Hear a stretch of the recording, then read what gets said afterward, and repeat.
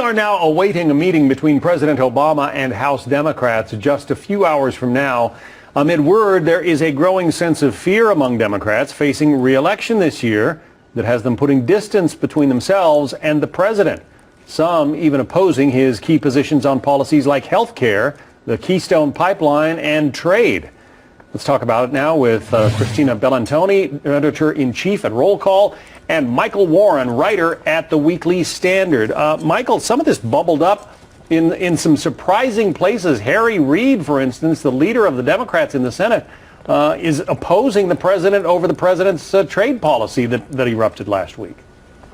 Well, Harry Reid loves stories like these, showing Democrats in Congress with distance from President Obama, because the fact is that in a lot of these important states for 2014, Arkansas, Louisiana, North Carolina, West Virginia, Alaska, Obama and his agenda just aren't that popular. So having that distance there, and of course this all falls into the Democrats' plan for 2014, which is not to talk about Washington or Obama or Obamacare, and talk about local issues or smaller issues like trade, like with Louisiana, the flood insurance that Democrat Mary Landrieu is pushing. So this is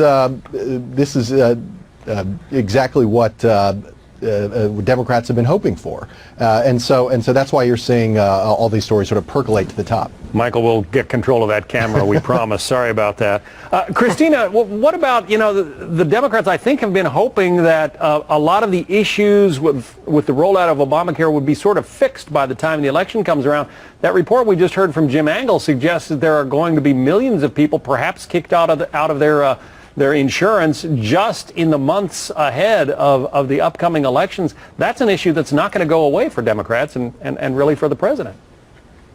Sure, and this report today has Democrats troubled, but we haven't been talking about the health care law as much over the last few weeks, and you're going to see a little bit of a shift of focus to the debt ceiling. Obviously, this new report does bring the conversation back into focus on that issue, and as tax time approaches and they sort of figure out what they're going to do with penalties for the individual mandate, and as you see these Senate Democrats pushing to maybe make some changes to the law, that could end up being a bigger issue. But just to add to Michael's point, he's right about what the Democrats are focusing on, and we're talking about, Arkansas Senator Mark Pryor, for example, or Mark Begich in Alaska, or Kay Hagan in North Carolina, but they're also really highlighting their differences with Republicans, whether that's the Republican opponent or, in Kay Hagan's case, they still have a primary ahead there. She doesn't know who she's going to be running against yet, but highlighting those differences on issues that are winning for Democrats, like the minimum wage proposal that the president put forth. He knows that's unlikely to pass Congress, but it's something that polls well for Democrats and helps them highlight a contrast.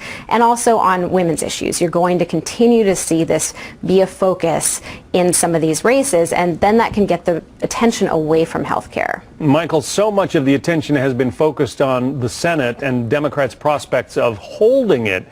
And yet there are a number of high-profile Democratic members of the House who have announced they're not going to run again. People like Robert Waxman, he's one of Nancy Pelosi's go-to guys, a top lieutenant to her out there in California. Rob Andrews just announced in New Jersey. Does it suggest that they see trouble ahead in the House as well?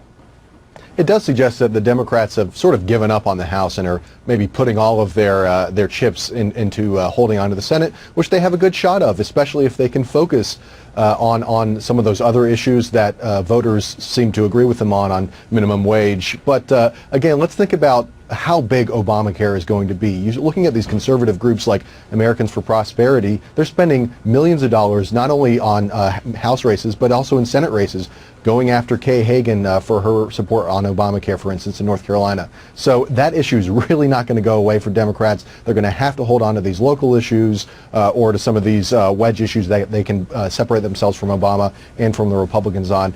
We'll just have to see if the voters are buying. Seems like a long time between February and November, but it's going to come quickly, especially if you're a candidate.